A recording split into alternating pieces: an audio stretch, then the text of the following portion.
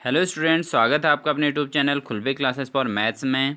Students, आज हम जो डिस्कशन करने वाले हैं वो हमने कल जो एक्सरसाइज 1.3 पर डिस्कशन किया था उसी को मैं एक बार फिर एक्सप्लेन कर रहा हूँ स्टूडेंट। आज इसको बोर्ड रिटन फॉर्म में नहीं किया जाएगा, आज आपको केवल एक्सप्लेन किया जाएगा, केवल आपको समझाया जाएगा स्टूडेंट। ठीक है, तो इसके लिए स्टूडेंट देखिए स्टार्ट करते हैं। इसमें क्वेश्चन जो हमने कल किया था उसी प्रकार क्वेश्चन है। तो इसमें कहता है कि सिद्ध कीजिए कि √2 एक अपरिमेय संख्या है। तो √2 को हमको इर्रेशनल सिद्ध करना है। ठीक है स्टूडेंट, तो कल हमने डिस्कशन किया था अगर किसी संख्या को हमें अपरिमेय सिद्ध करना है तो हमें सबसे पहले उसको मानना पड़ेगा कि माना क्या मानना पड़ेगा स्टूडेंट, माना √2 एक क्या है, परिमेय संख्या है।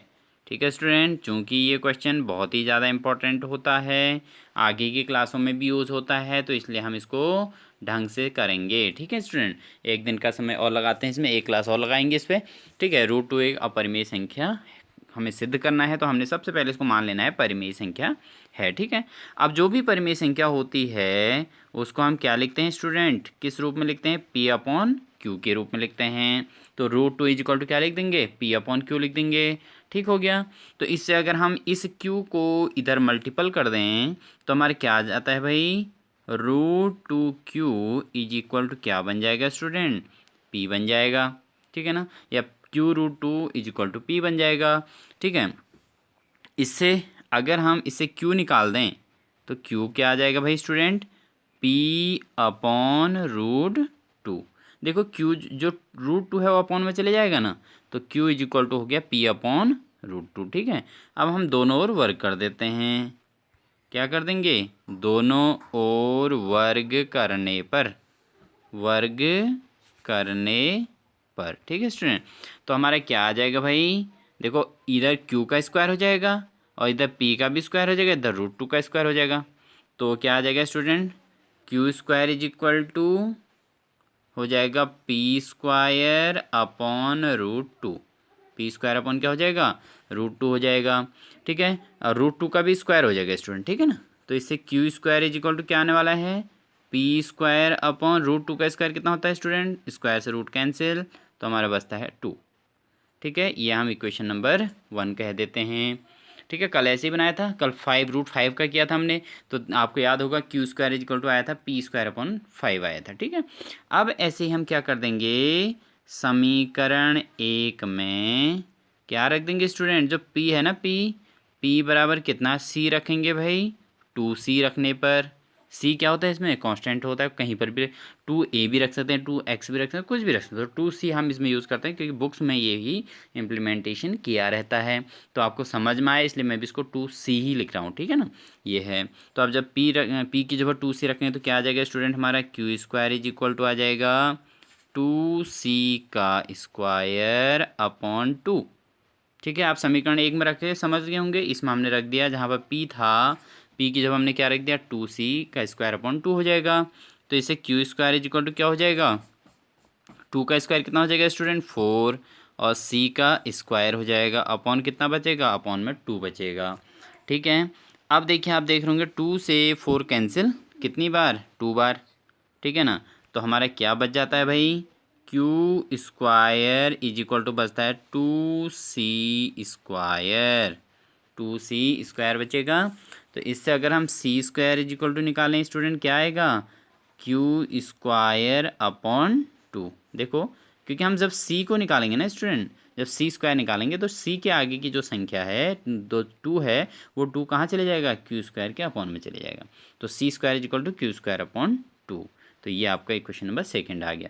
और जो फर्स्ट इक्वेशन आई थी आपकी क्या आई थी student, Q² is equal to आई थी P² अपॉन 2 आई थी ना फर्स्ट इक्वेशन। हाँ, आप नोट भी बन करते रहिएगा। ठीक है ना, तो ये देखो आप दोनों इक्वेशन आ गई। अब आपने क्या लिखना है, इक्वेशन फर्स्ट में Q² जो है, और इक्वेशन 2 में क्या है, सॉरी इक्वेशन फर्स्ट में P² और इक्वेशन 2 में क्या है, Q²। दोनों संख्या 2 से विभाजित हो रहे हैं। जब संख्या 2 से विभाजित हो रहे हैं तो क्या हो रहा होगा भाई, तो इसका मतलब 2 इनका क्या है, उभयनिष्ठ गुणनखंड है। ठीक है ना, उभयनिष्ठ गुणनखंड है ना। तो इससे क्या हो रहा है भाई स्टूडेंट, तो इसे इस तथ्य से क्या हो रहा है, इस तथ्य से विरोधाभास उत्पन्न हो रहा है। ठीक है ना, विरोधाभास क्या हो रहा है कि इसमें ए और जो पी और क्यू है हमारे, पी और क्यू में एक के अतिरिक्त एक सार कोई घनिष्ठ गुणनखंड नहीं है। जबकि इसमें क्या आ रहा है, गुणनखंड आ रहा है, 2 आ रहा है स्टूडेंट। ठीक है ना, तो इसको आप कल के तरह ही लिखेंगे कि इस तथ्य से विरोधाभास उत्पन्न हो रहा है। पहले आप लिखेंगे समीकरण 1 और 2 में क्यू स्क्वायर और पी स्क्वायर संख्या 2 से विभाजित हो रहे हैं। किससे विभाजित हो रहे हैं, संख्या 2 से विभाजित हो रहे हैं। तो इसका मतलब पी और क्यू का एक उभयनिष्ठ गुणनखंड क्या है, 2 है। परंतु इससे इस तथ्य का विरोधाभास प्राप्त होता है कि पी और क्यू में एक के अतिरिक्त कोई उभयनिष्ठ गुणनखंड नहीं है। तो हो गया ना गलत। तो इसका मतलब ये गलत हो रहा है। गलत क्यों हो रहा है भाई, क्योंकि हमने इसको क्या मान रखा है, हमने इसको परिमेय संख्या मान रखा है। तो इसमें क्या लिखोगे, यह विरोधाभास हमारी गलत कल्पना के कारण उत्पन्न हुआ है, हमारी त्रुटिपूर्ण कल्पना के कारण उत्पन्न हुआ है कि √2 एक परिमेय संख्या है। ठीक है ना, तो यह विरोधाभास किस कारण उत्पन्न हुआ, क्योंकि हमने इसको √2 को क्या मान लिया था, एक परिमेय संख्या मान लिया था। तो इसका मतलब ये हमने गलत मान लिया। अतः हम निष्कर्ष पहुंचते हैं कि √2 जो है क्या है भाई, फाइनली अपरिमेय संख्या है, अपरिमेय संख्या है। ठीक है स्टूडेंट, आपको समझ में आ गया होगा। आपने इसको रिटन फॉर्म में करना है, तब आपके समझ में एक्यूरेट ये आ जाएगा। ठीक है स्टूडेंट्स, हम नेक्स्ट क्वेश्चन लेके आए हैं। नेक्स्ट क्वेश्चन है हमारा कि दर्शाइए कि 3√2 एक अपरिमेय संख्या है। तो इसको हमें अपरिमेय सिद्ध करना है। तो ये अपरिमेय कैसे होगा स्टूडेंट, देखिए इसके लिए हमें क्या करना होगा, सबसे पहले हम इसको क्या मान लेते हैं, हम इसको भी मान लेते हैं। क्या मान लेते हैं स्टूडेंट कि 3√2 क्या है, एक परिमेय संख्या मान लेंगे। तो सबसे पहला काम हमारा ये होता है, जब ये अपरिमेय सिद्ध करने के लिए आता है ना, तो इसको पहले सबसे पहले क्या माना जाता है, परिमेय संख्या माना जाता है। ठीक है स्टूडेंट, सबसे पहले परिमेय संख्या मान लिया। तो अगर ये परिमेय संख्या है, इसको हम क्या लिख सकते हैं भाई, इसको हम लिख सकते हैं P/Q के रूप में लिख सकते हैं। तो 3√2 इजिकल टू P/Q हो जाएगा। इससे √2 इजिकल टू क्या हो जाएगा, P/Q, और इसके बाहर से क्या आ जाएगा, 1/3। क्यों आता है भाई 1/3, जब 3 जो है यहाँ से हटेगा तो कहाँ जाएगा, अपॉन में ही तो जाएगा। तो हमारा √2 इजिकल टू हम इसको फाइनली क्या कह सकते हैं, P/3Q भी हम इसको कह सकते हैं। ठीक है, ये भी कह सकते हैं और ये भी कह सकते हैं। ठीक है, तो इसको हम इक्वेशन 1 मान लेंगे। मान लिया स्टूडेंट। अब देखिए, अब आपको पता है, अब आपने यहाँ पे क्या लिखना है, देखिए क्योंकि P/Q क्या है भाई, एक परिमेय संख्या है। अब आप यहाँ से समझिए, देखो ये आ गया ना, ये हमारा इक्वेशन 1 आ गया। P/Q एक परिमेय संख्या है, तो 1/3 P/Q भी तो परिमेय संख्या होगी भाई। जब P/Q एक परिमेय संख्या है तो 1/3 भी तो परिमेय होगी, क्यों 1/3 मतलब अपॉन में लिखा है, समझे, P/Q के रूप में तो है। 1/3 क्या है भाई, इसको हम P मान लें, इसको क्यों मान, तो P/Q के फॉर्म में आ गया ना, तो ये भी एक परिमेय संख्या हो जाएगी। ठीक है, अब चूंकि 1/3, अब आप यहाँ से समझिए, देखो हमारे पास 1/3 P/Q क्या होगा, एक परिमेय संख्या हो जाएगी ना। तो लेकिन अब देखिए, अगर ये परिमेय है तो इसके इक्वल टू में क्या लिखा है भाई स्टूडेंट, √2 भी तो लिखा है। तो इसका मतलब √2 भी परिमेय हो जानी चाहिए ना। देखो कोई किसी के इक्वल कैसे होता है, जैसे 2 + 3 = 5 होता है ना।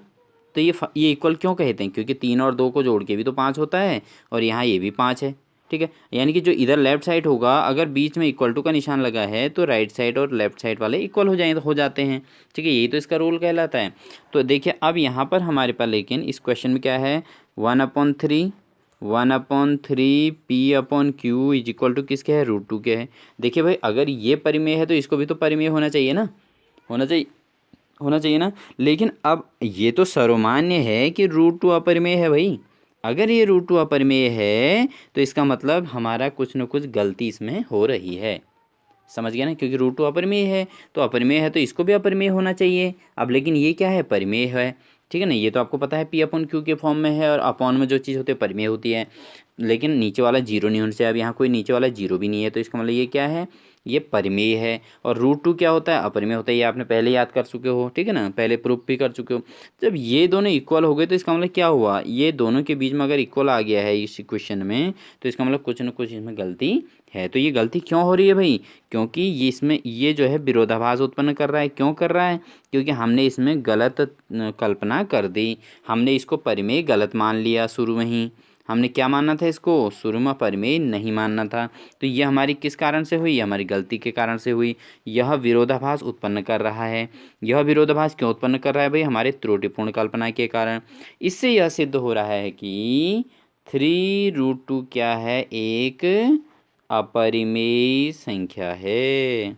ठीक है, और साथ ही साथ आपने ये भी लिखना है, इसमें लास्ट में ये भी लिख देना है, चूँकि किसी भी अपरिमेय संख्या के साथ जोड़ी गई, घटाई गई, गुणा की गई या भाग की गई संख्या भी अपरिमेय हो जाती है।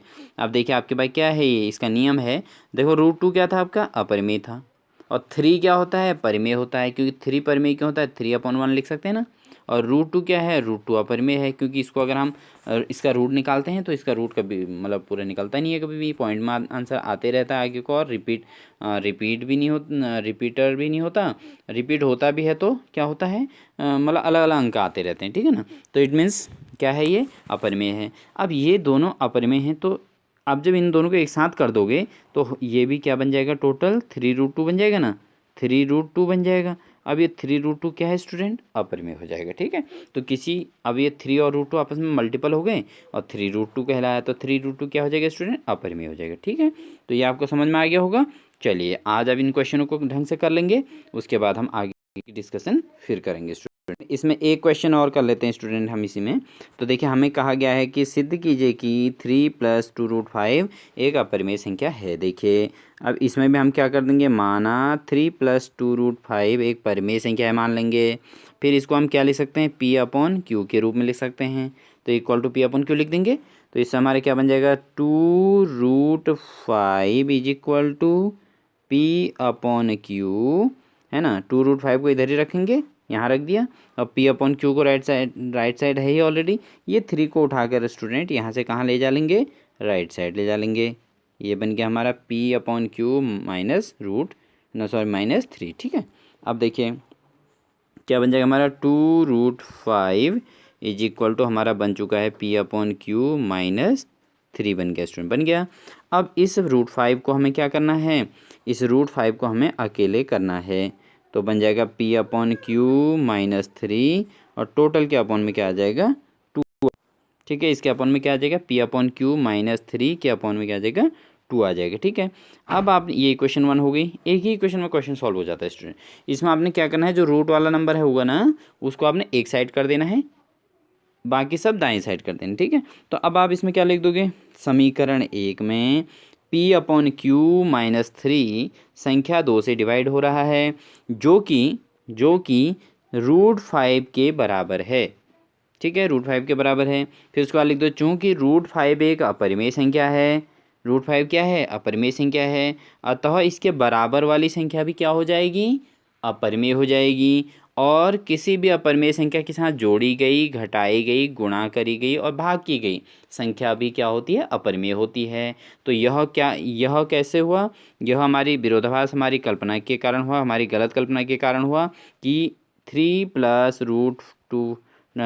√2 क्या है, एक परिमेय संख्या है। यह हमने सोचा था तो गलत सोचा था। अतः जो है 3 + 2√5 एक अपरिमेय संख्या है। तो इस तरीके से स्टूडेंट आप इसको एक्सप्लेन कर सकते हैं। तो सभी क्वेश्चन की ट्रिक एक जैसी है, तो बहुत सिंपल क्वेश्चन है, सारे के सारे क्वेश्चन एक जैसे हैं, बहुत आसानी से आप इनको सीख सकते हैं स्टूडेंट।